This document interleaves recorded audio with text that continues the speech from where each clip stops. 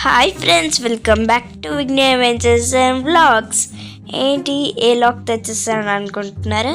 So ఈరోజు అనేది మన అందరి ఫేవరెట్ దొండకాయ పకోడీ, మంచి స్నాక్ ఐటమ్.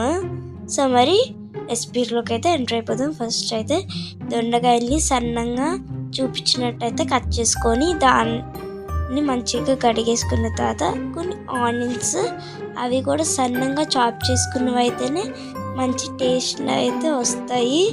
సో దాంట్లోకి కొన్ని కరివేపాకు వేసుకొని దాంట్లో కొంచెం మిర్చి వేసుకొని అయితే బాగా అయితే కలుపుకోవాలి. సో మొత్తం అన్నీ ఇలాగా మంచిగా కలిపేసుకున్న తర్వాత అయితే దీంట్లోకి అల్లం వెల్లుల్లి పేస్ట్ కూడా వేసుకొని మంచిగా కలుపుకోవాలి. సో ఇలా మంచిగా కలుపుకోవడం వల్ల మనకి ముక్కలకి ఎక్కడం ఎక్కకుండా మంచి టేస్ట్ అనేది వస్తుంది. సో బాగుంటుంది అన్నమాట టేస్ట్. దాంట్లో కొంచెం ధనియాల పొడి. సో సేమ్ మంచిగా కలిపేసుకుంటే మెయిన్ మంచిగా టేస్ట్ వస్తుంది. సో తగినంత ఉప్పు కారం వేసుకొని, సో చూస్తున్నారు కదా ఇలాగ తగినంత ఉప్పు కారం అయితే వేసేసుకున్న తర్వాత కూడా దీన్ని మంచిగా అయితే కలుపుకోవాలి. సో మనకి ఎంత బాగా కలుపుకుంటే అంత మంచి టేస్ట్ అనేది వస్తుంది రెసిపీకి. సో చూస్తున్నారు కదా చాలా బాగుంటుంది. ఎంత బాగా కలుపుకుంటే అంత మంచి టేస్ట్. సో ఇలాగా ఒక 5 minutes 2 minutes అలా కలిపేసుకుందాము. సో అలా కలుపుకున్న తర్వాత సో మనం దీంట్లోకి ఇది మన మెయిన్ ఇంగ్రీడియంట్ శనగపిండి. సో శనగపిండి అనేది చాలా మెయిన్ ఇంగ్రీడియంట్. ఇలాగా కొంచెంగా అయితే వేసుకోవాలి. సో ఇలాగా ఒకసారి కొంచెం ఇంకోసారి కొంచెం అలా వేసుకొని కలుపుకోవాలి. మరి దీనికైతే వాటర్ వేసుకోవాలని అందరికీ డౌట్ వస్తుంది. ఏం అవసరం లేదు, ఎందుకంటే మనం స్టార్టింగ్లో దొండకాయలని కడుక్కునేటప్పుడు కొంచెం వాటర్ అనేది స్టోర్ అవుతుంది. ఇంకా ఇదేంటి ఆనియన్స్ని కడుక్కునేటప్పుడు అలాగా ఉంటుంది కదా వాటర్ స్టోరింగ్ వల్ల. సో ఇలాగా అవుతుంది. సో నాకైతే 2 cups అయితే పట్టింది ఈ శనగపిండి. అలాగే 3 times అయితే వేసుకున్నాను. సో మనం స్టవ్ మీద మంచిగా కళాయి పెట్టుకొని దాంట్లో ఆయిల్ వేసుకోండి.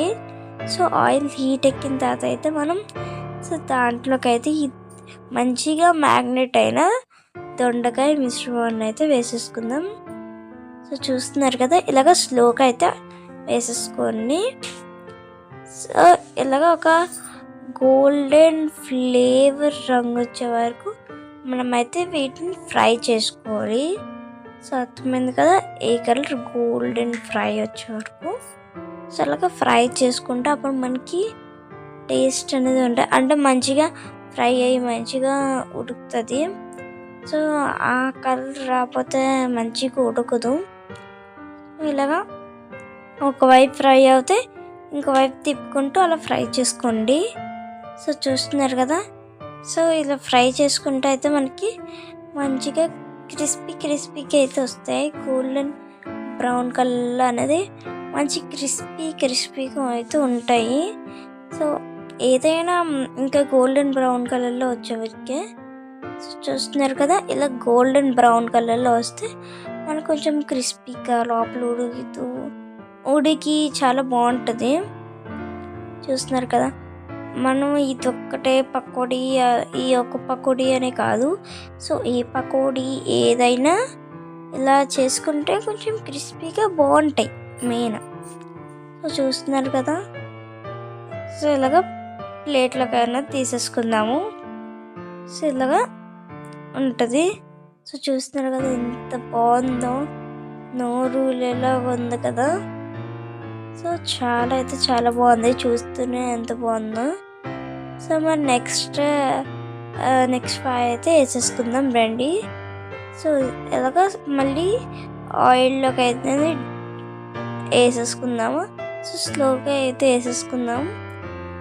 ఇవి కూడా గోల్డెన్ బ్రౌన్ కలర్లో వచ్చే వరకు అయితే వీటిని అయితే మనం ఫ్రై చేసుకోవాలి.